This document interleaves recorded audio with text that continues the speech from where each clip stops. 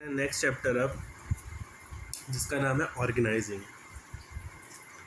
इससे पहले हमने जो चैप्टर पढ़ा उसका नाम था प्लानिंग, और उसमें हमने जो चीज़ें पढ़ी वो थी रिलेटेड टू ऑब्जेक्टिव्स, कि कैसे आप प्रीमाइसिस मतलब फ्यूचर को अज्यूम करके अजम्पशन करके ऑब्जेक्टिव्स रेडी करोगे एंड उनके बेसिस पे हम काम करेंगे, प्लान्स बनाएंगे। ठीक है, ये हमने पिछले चैप्टर में पढ़ा। नाउ अब नेक्स्ट आता है ऑर्गेनाइजिंग। ठीक है, नाउ जब आपने फ्यूचर को अज्यूम करा, उसके बेस पे ऑब्जेक्टिव्स बनाए, उसके बेस पे प्लान बनाया। नाउ प्लान के बाद अब क्या चीज़ें आती हैं? प्लान के बाद आती हैं कि अब जितनी भी आपने प्लान्स करे हैं उस पर काम करो। ठीक है, तो वो अब प्लानिंग के बाद नेक्स्ट स्टेप हमेशा क्या होगा? ऑर्गेनाइजिंग। ठीक है, ऑर्गेनाइजिंग। नाउ बुक क्या कहती है? Now book says once the plan have been laid down, एक बार प्लान्स को लेड डाउन लिख लिए गए, डिसाइड कर लिए गए। ठीक है, लेड डाउन मीन्स डिसाइडेड। ठीक है, कि भाई आपने लास्ट चैप्टर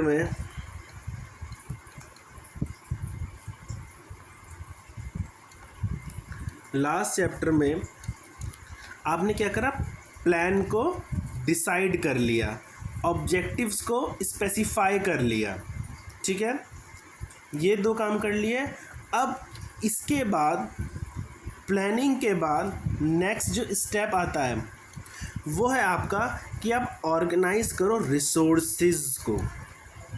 ठीक है, ऑर्गेनाइज करो रिसोर्सेज को। Resources like money, labour and आपका ह्यूमन, ये जितने भी रिसोर्सेज हैं उसको क्या करो? ऑर्गेनाइज करो ऐसे मैनर में, ऐसे तरीके में जिसकी वजह से आपके जो ऑब्जेक्टिव्स हैं, जो आपने इससे पहले वाले चैप्टर में जो प्लान्स एंड ऑब्जेक्टिव करे थे वो अकम्प्लिश हो जाए, मीन्स कंप्लीट हो जाए। ठीक है, नाउ ठीक है, ये वन लाइनर था कि एक बार आपने प्लान्स डिसाइड कर लिए, ऑब्जेक्टिव्स को स्पेसिफाई कर लिया, अगला काम क्या करना है? जितने भी आपके रिसोर्सेज हैं उसको इस तरह से ऑर्गेनाइज करो, अरेंज करो जिससे आपके जो ऑब्जेक्टिव्स हैं, आपके जो प्लान्स हैं वो अकम्प्लिश हो पाए, मीन्स कंप्लीट हो पाए। नाउ कुछ डेफिनेशंस हैं जो थ्योरिस्ट्स ने दिए हैं। जस्ट लाइक हम फेमिलियर हैं कुछ नाम से, हेनरी फ्योल फेमिलियर इनसे। ठीक है, ये दो नेम्स न्यू हैं। ठीक है, नाउ अब इन थ्योरिस्ट ने क्या क्या कहा कि to organise a business, to organise a business is to provide it, मतलब ऑर्गेनाइज को प्रोवाइड करना विद एवरीथिंग, हर वो चीज़ जो क्या है? यूज़फुल है उसके फंक्शनिंग करने के लिए। ठीक है, ऑर्गेनाइज का मतलब क्या? To organise business, to organise a business. Organise business क्या है? इज टू प्रोवाइड इट, हर चीज़, everything useful to its function, उसके फंक्शंस को कंप्लीट करने के लिए, जो उसके फंक्शंस के लिए यूज़फुल हो। जैसे क्या? Raw material, machines, tools, Capitals and personal, मतलब पर्सन मीन्स ह्यूमन। ये क्या है? ये ऑर्गेनाइज है। कह रहा है now in its broadcast sense, मतलब बड़े लेवल पर अगर समझाए, बड़े ब्रॉडर सिस्टम पर समझा जाए तो ऑर्गेनाइज रेफर करता है रिलेशनशिप बिटवीन बहुत सारे factors, present in a giving endeavor and enterprises। ठीक है, तो ब्रॉडकास्ट सेंस में मतलब ऑर्गेनाइज रेफर करता है बहुत सारी चीज़ों, वेरियस फैक्टर्स जो प्रेजेंट है उनके बीच का relationship. Organising is the establishing of effective authority relationship among the selected works person workplace in order for group to work together efficiently। now कह रहा है ऑर्गेनाइजिंग का मतलब है कि आप इस्टेब्लिश कर रहे हैं एक इफेक्टिव अथॉरिटी रिलेशनशिप, एक effective authority relationship among selected works, selected work के बीच में, पर्सन्स के बीच में, वर्क ऑफ प्लेसेस के बीच में, इन ऑर्डर, इस तरह से कि उनका ग्रुप बन जाए और वो कैसे काम करे, एफिशिएंटली काम करे। ये कुछ मेजर्स डेफिनेशन दी गई हैं।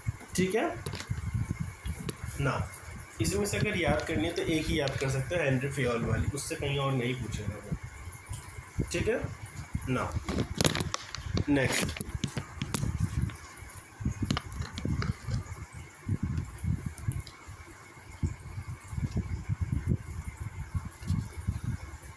Organize refers to arranging everything in orderly form। ठीक है, मीन्स ऑर्गेनाइज रेफर करता है कि आप क्या कर रहे हो, अरेंज कर रहे हो। ठीक है, आप क्या कर रहे हो, अरेंज कर रहे हो चीज़ों को, एवरीथिंग, हर चीज़ को एक ऑर्डरली फॉर्म में, मतलब एक सीरीज में। ऑर्गेनाइजिंग का मतलब क्या, कि अरेंज कर रहे हो हर चीज़ को एक सीरीज़ में, एक ऑर्डरली फॉर्म में।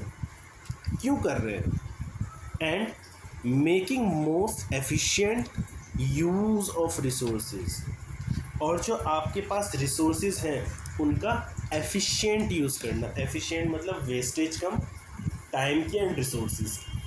ठीक है, तो ऑर्गेनाइजिंग का मतलब क्या, कि आप रेफ़र कर रहे, ऑर्गेनाइजिंग मीन्स कि रेफ़र टू अरेंज एवरीथिंग को आप ऑर्डरली सीरीज फॉर्म में लगा रहे हैं और उन रिसोर्सेज का आप एफिशिएंटली यूज़ कर रहे हैं। No, when manager are performing organising function, जब मैनेजर एक ऑर्गेनाइजिंग फंक्शन को परफॉर्म करता है, इट रिजल्ट इन, उसके वजह से क्या होता है, it result in creation of organising structure which shapes the system of work. जब कोई भी मैनेजर ऑर्गेनाइज करता है, ऑर्गेनाइजिंग करता है चीज़ों को, तो उसकी वजह से क्या होता है, एक ऑर्गेनाइजेशनल स्ट्रक्चर, एक ढांचा तैयार होता है चीज़ों का, जिसकी वजह से हमारे काम को एक प्रॉपर शेप मिलती है। तो ये सारी चीज़ किसकी वजह से होती हैं, ऑर्गेनाइजिंग की वजह से। एग्जाम्पल दिया है, your school plan to conduct sports day. आपका स्कूल क्या कराना चाह रहा है, स्पोर्ट डे या एनुअल फंक्शन कराना चाह रहा है। कह रहा है ऑल टीचर्स, जितने भी टीचर हैं, स्टूडेंट्स हैं, उनको असाइंड किया है डिफरेंट ड्यूटीज़ में। ठीक है, और वेरियस रिसोर्सेज आर अरेंज्ड। ठीक है, और क्या करा है, जो अलग अलग तरह की रिसोर्सेज हैं उनको अरेंज करा है, और एंड कोऑर्डिनेटर जो है उसको अपॉइंट किया है, whom everyone report for the work done and the pending। और एक कोऑर्डिनेटर को डिसाइड किया गया है जिसको सब टीचर्स और स्टूडेंट्स हो वो रिपोर्ट करेंगे और बताएंगे क्या काम हो चुका है और क्या काम रह चुका है। नाउ कह रहा है whole task divided into different activities, हर टास्क को डिफरेंट एक्टिविटीज़ में डिवाइड कर दिया गया है। बहुत तरह की एक्टिविटीज़ आर ग्रुप्ड, कह रहा है बहुत सारी एक्टिविटीज़ का ग्रुप बना दिया गया है, जैसे decoration committee, welcome committee, cultural programme committee. ठीक है, now coordinated relationship are establish among the various group to enable smooth interaction. बोला क्या करा कि बहुत सारे जो रिलेशनशिप है उनको कोऑर्डिनेट बनाया गया है, रिलेशनशिप बनाए गए हैं अमंग डिफरेंट ग्रुप्स, ताकि स्मूथ इंटरेक्शन हो सके सब चीज़ों का, and clarity about each groups, और सबके बारे में ईच क्लैरिटी हो। कंट्रीब्यूशन टुवर्ड द इवेंट, कि किसका क्या क्या योगदान था। कह रहा है all above activity are the part of the organising function. ये सारी चीज़ें किस चीज़ की पार्ट थी? ऑर्गेनाइजिंग फंक्शन की। ठीक है,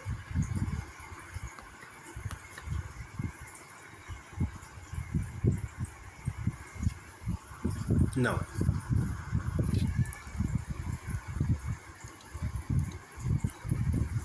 organising essentially implies,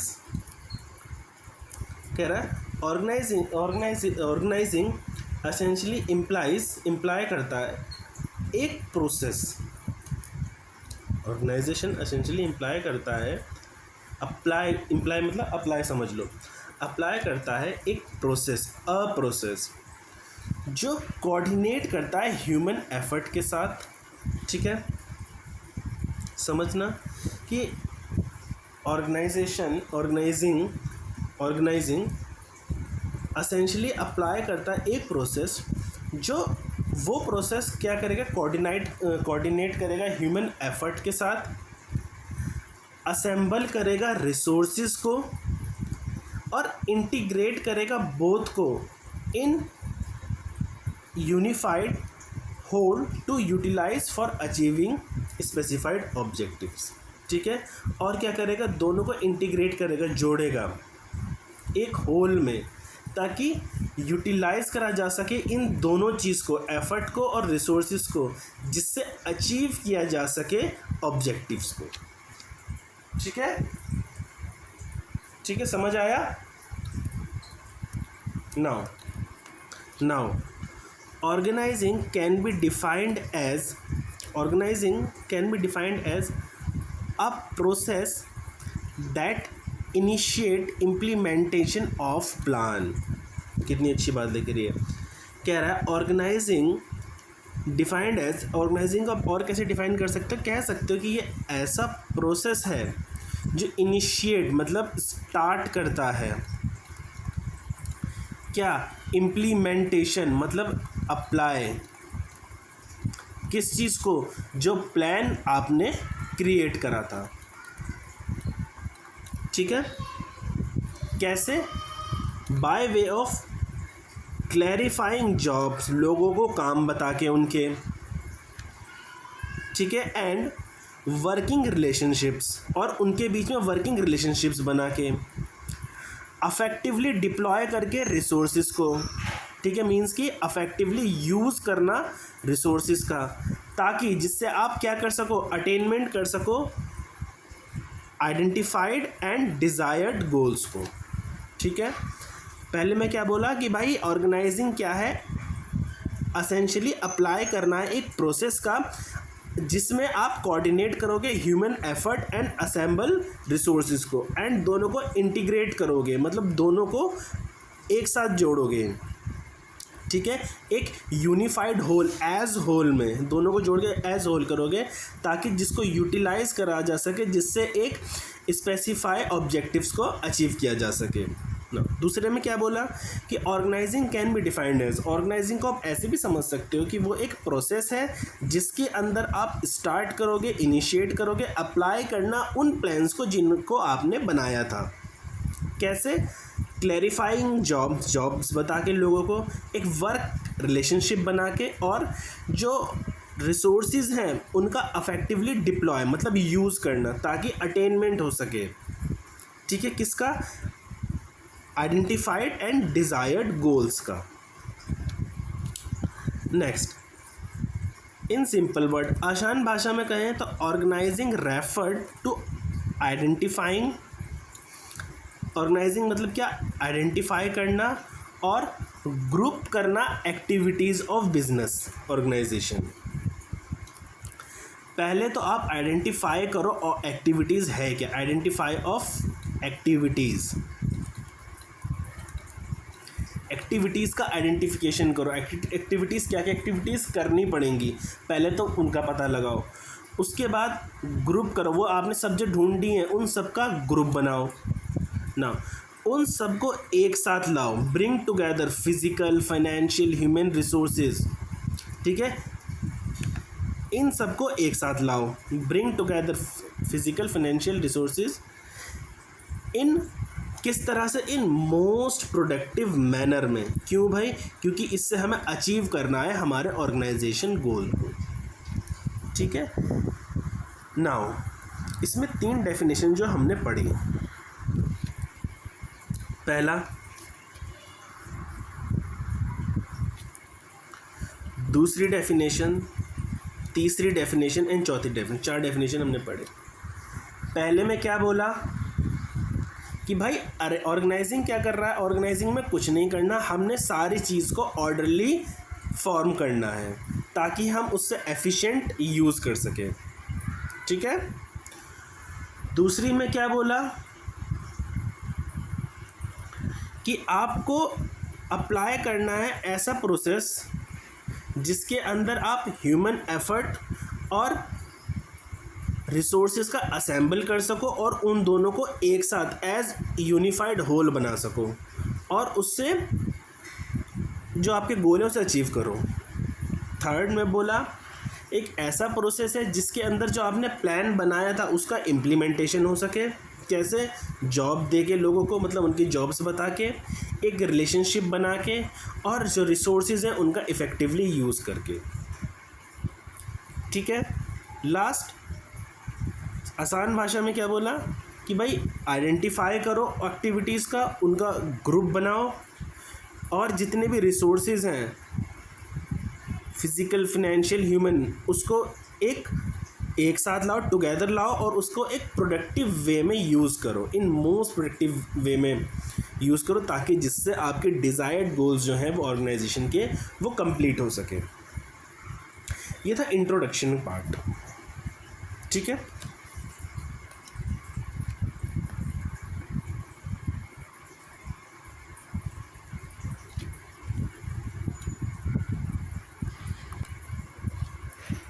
now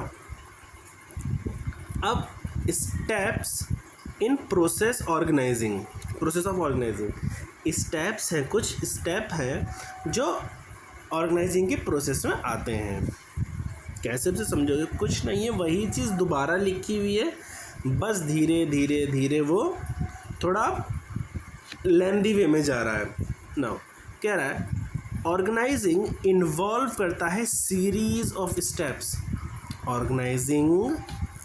organising involve करता है क्या? सीरीज ऑफ स्टेप्स, मतलब बहुत सारे स्टेप्स, इनकी एक पूरी सीरीज। ठीक है, इनकी एक पूरी series. Now that need to be taken orderly. ठीक है, ये क्या है? एक ऑर्डरली है, मतलब एक रास्ते में, एक ऑर्डरली एक वे में है। नाउ स्टेप्स ये एक समझाने की बात है, ये ऑर्डरली में नहीं है, एक सीरीज़ में है। ठीक है, तो वही कह रहा है ऑर्गेनाइजिंग इन्वॉल्व करता है सीरीज ऑफ स्टेप्स, जिसको किस में लाना है? Need to be taken in order, एक ऑर्डर, एक वे में, एक रास्ते में लाना है। क्यों? To achieve. क्यों? टू मतलब टू, क्यों? अचीव करना है जो मेरा डिज़ायर्ड गोल था। ठीक है, ये सीरीज़ जो स्टेप्स है इन्हें मैं ऑर्डर में क्यों लाना है, ऑर्डरली फॉर्म में क्यों लाना है? क्योंकि भाई मेरे कुछ गोल्स हैं, उन्हें मुझे अचीव करना, इसलिए मैंने इन सबको ऑर्डरली वे में लाया। Now let's try to understand how the organising is carries out with the help of example. अब हम समझते हैं कि ऑर्गेनाइजिंग को कैसे लाया जाता है एग्जाम्पल के हेल्प से। सपोज अज्यूम करो a class is given the task to prepare short programme for the class assembly. बोला एक क्लास है जिसको एक टास्क दिया है कि आपको प्रिपेयर करना है एक छोटा सा programme, short programme for class की असेंबली के लिए। Now if all student decide to do it their own way, अगर हर कोई सोचे, हर बच्चा क्लास को सोचे कि मैं ऐसे करूँगा, दूसरा सोच रहा है मैं ये करूँगा, दूसरा सोच रहा है मैं वो कर रहा हूँ, विदाउट एक दूसरे की कंसर्न से। ठीक है, सब अपने अपने वे में काम करे जा रहे हैं, कोई किसी से नहीं पूछ रहा है।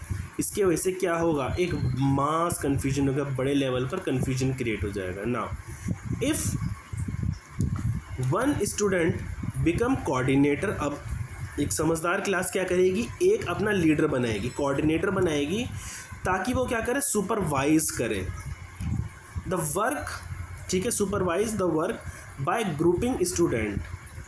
क्या करेगा वो, उनके ग्रुप बना देगा, उनको काम बांट देगा, ठीक है, काम दे देगा हर ग्रुप को।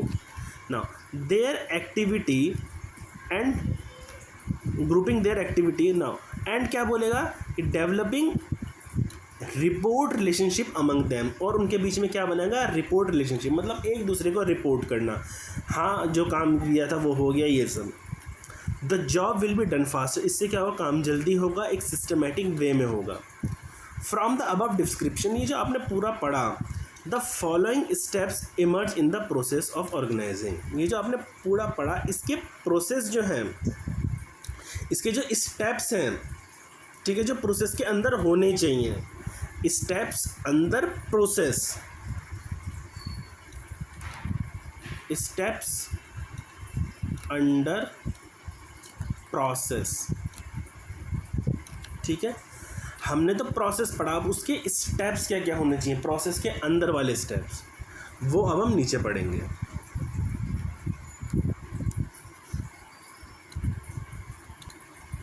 नाउ अब हम पढ़ रहे हैं process of organising consist following steps, ठीक है, कि भाई ये जो आप ऑर्गेनाइजिंग का प्रोसेस ऊपर से इतनी बार पढ़ते हुए आए हो, उसके अंदर कौन कौन से स्टेप होते हैं।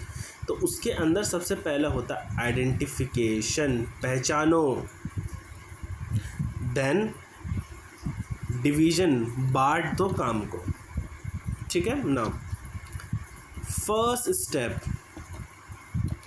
कहाँ, ऑर्गेनाइजिंग में, पहला स्टेप कहाँ, ऑर्गेनाइजिंग में, क्या, आइडेंटिफाइंग, पहचानो, पहचान लिया जी, then dividing the work as per the plan,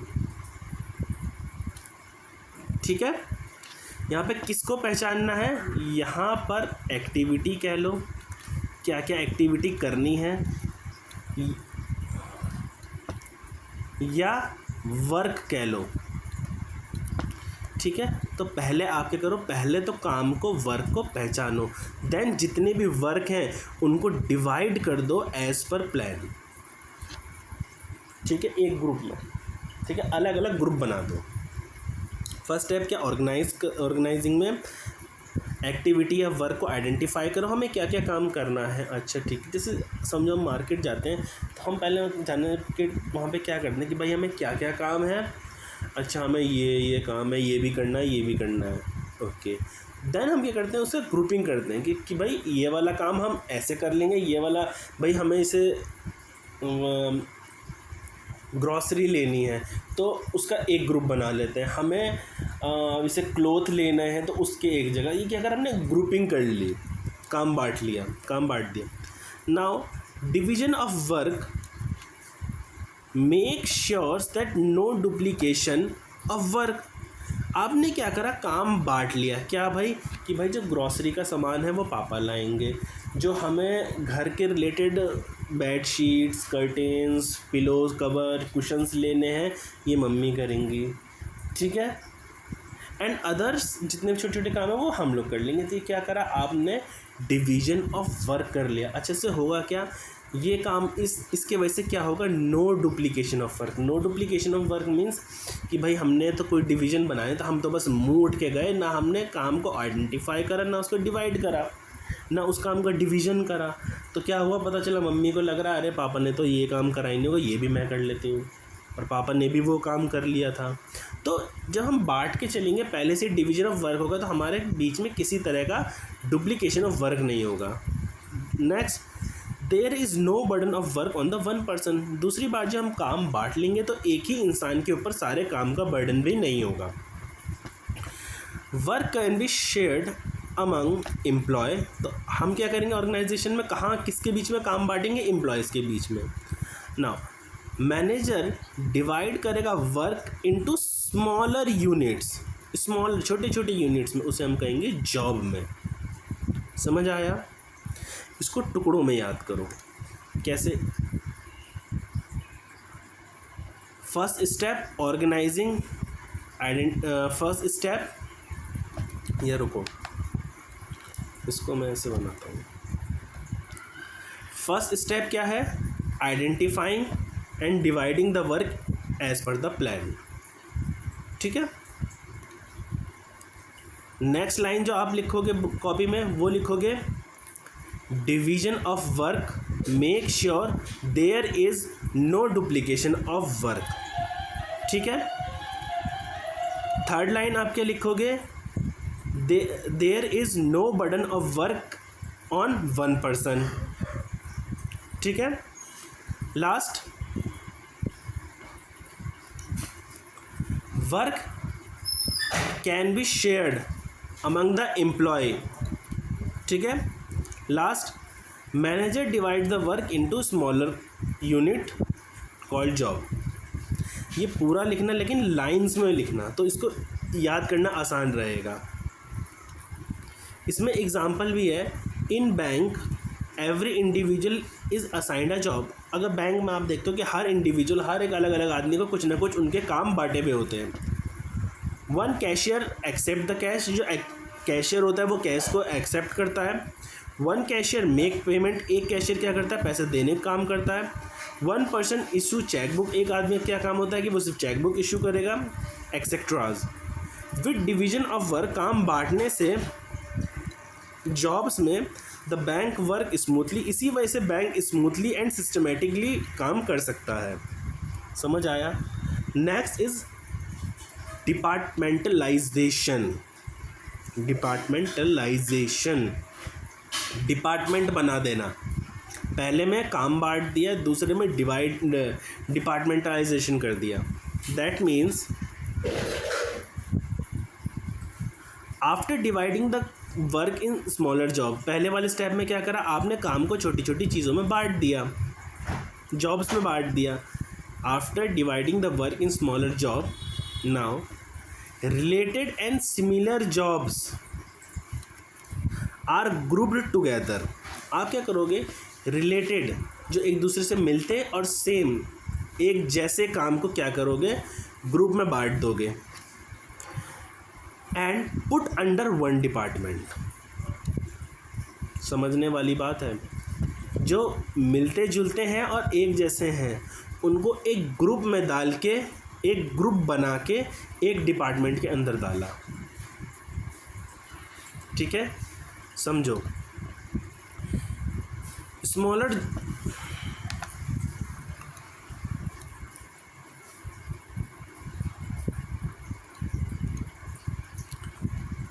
smaller jobs जो कैसे हैं? एक दूसरे से रिलेटेड हैं, जो एक दूसरे से सिमिलर हैं। समझना, मैं इसको इजी लैंग्वेज में समझा रहा हूँ। स्मॉलर जॉब जो रिलेटेड है एंड सिमिलर हैं, उसका क्या करो? ग्रुप टुगेदर कर दो। देन उनको क्या करो? Put under one department. ये वन लाइन बना लेना। Smaller job related and similar jobs are group together. ठीक है, and put under one department. Next, the departmentation करना, डिपार्टमेंट बना देना या group of jobs can be done by organisation on the basis of criteria, different criteria and basis. बोल रहा है अच्छा, ये जो आपने डिपार्टमेंटेशन करा है, ये जो आपने डिपार्टमेंटेशन करा है, ग्रुपिंग करा है जॉब का, वो करेगा कौन? डन बाय ऑर्गेनाइजेशन पे। किस बेसिस पे? डिफरेंट क्राइटेरिया एंड बेसिस के बेस पे। ठीक है। Example, some of the most commonly used basis criteria are territory, north, south, east, west, product, cloth, cosmetic, textile। वही बोल रहा है कि आप ग्रुप के बेस पे आप उनको डिवाइड कर दो।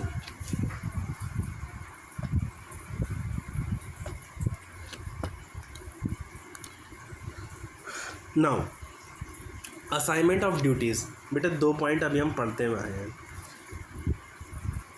पहचानो काम को, डिवाइड करो काम को। पहचान लिया, उसके बाद मिलते जुलते और एक जैसे काम को क्या करो, एक डिपार्टमेंट में डाल दो। उसके बाद असाइन ड्यूटी, काम देना चालू करो। और ये सब कर लिया, काम पहचान लिया, ग्रुप बना लिया, डिपार्टमेंट में डाल दिया कामों को। उसके बाद क्या करो, अब after dividing organizing into specified department, अब आपने क्या करा,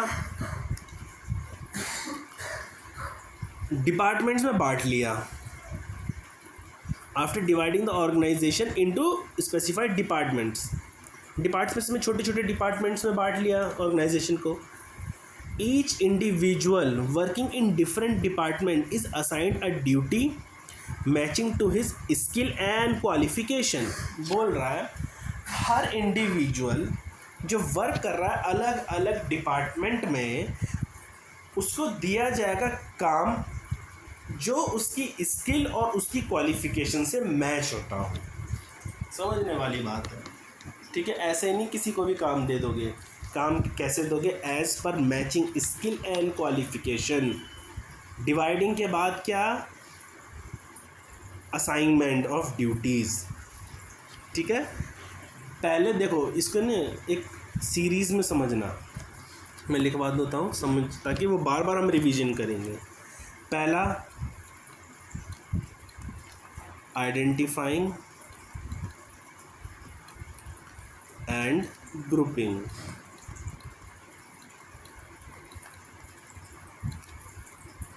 ठीक है। उसके बाद क्या करा हमने, डिपार्टमेंटेशन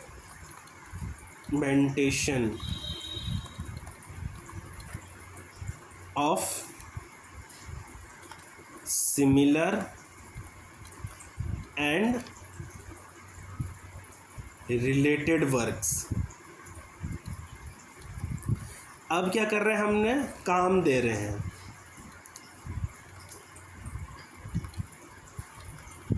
assigning of work as per their skill, as per their skill and, क्या लिखा था, as per their skill and qualification.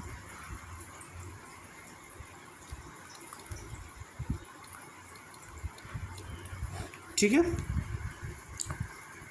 So divide कर दिया ऑर्गेनाइजेशन को डिपार्टमेंट्स में। उसके बाद क्या करना भैया, ईच इंडिविजुअल को जो हर अलग अलग डिपार्टमेंट में काम कर रहा है उसको असाइन कर देना काम, ड्यूटी उनकी। पर कैसे देना भैया, जो उसकी स्किल और उसकी क्वालिफिकेशन से क्या करता हो, मैच करता हो, बस ना। जो काम दिया गया है according to the ability of individual, कैसे दिया जाएगा, उसकी एबिलिटी को देख के। वर्क असाइंड अकॉर्डिंग, अनुसार, किसके, इंडिविजुअल की एबिलिटी को देख के। Now employee are assigned duties by giving them document called job description. Important line, employee को काम दिया जाएगा कैसे, उसको एक डॉक्यूमेंट दिया जाएगा, उस डॉक्यूमेंट को हम क्या कहेंगे, जॉब डिस्क्रिप्शन, ठीक है। नेक्स्ट, दिस डॉक्यूमेंट, ये डॉक्यूमेंट क्लियरली डिफाइन करेगा कंटेंट क्या है, रिस्पॉन्सिबिलिटी क्या है जॉब की, ठीक है। ये डॉक्यूमेंट क्या बताएगा, कंटेंट एंड रिस्पॉन्सिबिलिटी जो जॉब से रिलेटेड है, ठीक है।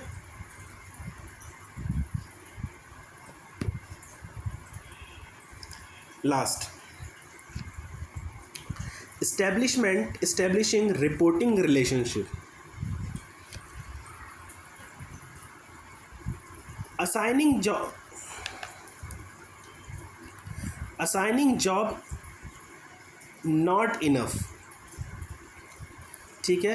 क्या काम दे देना, उसके बाद मैनेजर टेंशन फ्री कि भैया अब तो मेरे कोई टेंशन नहीं, मैं तो चला भैया फ़ोन बंद करके, कोई कम्युनिकेशन ना रख के, किसी का कोई मेल नहीं देखूँगा, किसी की कोई कॉल, किसी का कोई मैसेज, मैंने तो दे दिया काम, कुछ नहीं देखूँगा, मैं तो चला भैया मस्त अपना घूमने। वो चला गया कश्मीर। ठीक है, नाउ आगे, each individual should also known from whom he has take order and who is accountable to him। अब कह रहा है कि भाई हर इंडिविजुअल को पता होना चाहिए from whom he is take order, किससे उसे ऑर्डर लेना है और किसके प्रति वो अकाउंटेबल है। बात यहाँ ऑर्डर लेने की आ रही है, पर जो मेरा मैनेजर था वो तो मुझे काम असाइन करके चला गया कश्मीर। अब मैं किसी के लिए अकाउंटेबल नहीं, मेरे लिए कोई अकाउंटेबल नहीं, मुझे कोई ऑर्डर ना दे रहा, मैं ले रहा। ठीक है, ये करने से होता क्या है, जब हम ना ऑर्डर दे रहे हैं, जब हम ऑर्डर दे रहे हैं, हम एक दूसरे के लिए अकाउंटेबल हैं, इससे होता क्या है, क्या इस्टेब्लिशमेंट ऑफ सच, जब आप ऐसा कुछ रिलेशनशिप बनाते हो, such clear relationship help to create hierarchical structure. बोले इससे क्या होता है, इससे एक हायरार्की रेडी होती है। ठीक है, और इसके वजह से हेल्प करता है कोऑर्डिनेट करने में डिफरेंट डिपार्टमेंट में। It clear superior and subordinate relationship. ठीक है, अगर वो नहीं जाता तो हमारे बीच में एक रिलेशनशिप क्रिएट होता, जहाँ मैं ऑर्डर देता, जहाँ वो ऑर्डर लेता, एम्प्लॉय जिसको मैंने काम दिए, जहाँ हम एक दूसरे के लिए अकाउंटेबल होते हैं। इसके वजह से हमारा एक रिलेशन तैयार होता, एक हायरार्की स्ट्रक्चर तैयार होती है। हायरार्की मीन्स होता है top level, middle level, lower level, जहाँ एक इसे हम हायरार्की कहते हैं। या पढ़ोगे ऐसे ट्रायंगल करके आगे आएगा। ठीक है,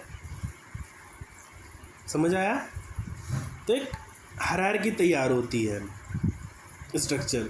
अगर हम ऐसा रिलेशनशिप बनाते हैं, सिर्फ काम देना ही नहीं, आपको एक ऐसा वे बनाना पड़ेगा जहां मेरे नीचे जो काम कर रहा है उसे पता है कि मुझे ऑर्डर किससे ले रहा है, किसके प्रति मैं अकाउंटेबल हूँ। अगर ये चीज़ आप बना रहे हो तो आप एक हायरार्किकल स्ट्रक्चर बना रहे हो। इसके वजह से क्या होगा, हर अलग अलग डिपार्टमेंट के अंदर एक कोऑर्डिनेशन तैयार होगा, और इसे हम क्या कहेंगे, एक सुपीरियर मतलब टॉप, सबऑर्डिनेट मतलब नीचे वाले का रिलेशन। ठीक है, समझ आया? यही था हमारा steps under the process of organising.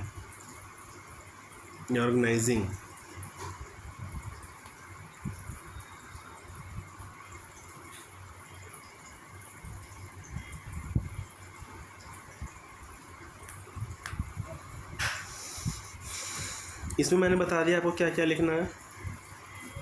ठीक है, फर्स्ट वाले में। सेकंड वाले में बता दिया क्या लिखोगे,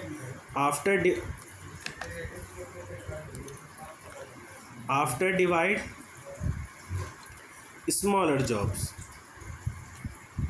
जो रिलेटेड वर्क और जो रिलेटेड और सिमिलर वर्क है उनको एक साथ लाओ, एक डिपार्टमेंट में डाल दो। उसके बाद जो डिपार्टमेंटेशन है, जो ग्रुपिंग है जॉब्स का, वो कैसे होगा, can be done by organisation on the basis of different criteria, ये लिखोगे आप। ठीक है, नाउ थर्ड में क्या लिखोगे आप कि after dividing organize into one specified department, individual, next line में आप क्या लिखोगे, individual working in different department is assigned a duty. ठीक है, थर्ड लाइन में लिखोगे matching to his skill and qualification. उसके बाद work assigned according to ability and ability of individual. Then next दो लाइन में ये एम्प्लॉय असाइंड एंड दिस ये दोनों लाइन एक साथ होनी चाहिए। नेक्स्ट,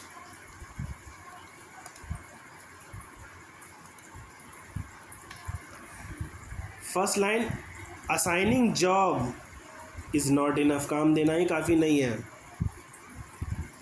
नेक्स्ट लाइन में लिखोगे each individual should know,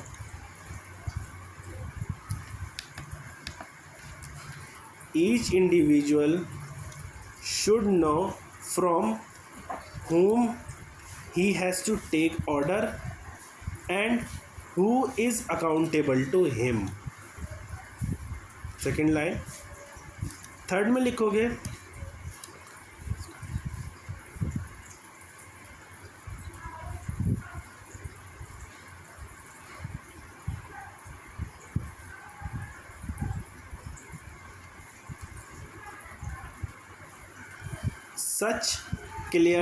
such clear relationship helps to create hierarchical structure and help in coordination among the different department। it clears last में it clears superior and subordinate relationship। ठीक है, पहला क्या, identify करो, division करो काम को। उसके बाद उन जो एक जैसे या एक से मिलते जुलते हैं उनको डिपार्टमेंट, अलग अलग डिपार्टमेंट में डालो। उसके बाद लोगों को काम दो। उसके बाद उन्हें बोलो कि भाई तुम्हें ऑर्डर देना हो या कुछ रिपोर्ट लेनी हो तो वो मेरे पास आओगे।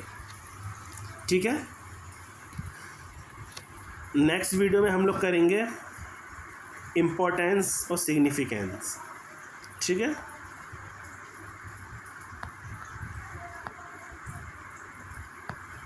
सेवन पॉइंट्स हैं। ठीक है।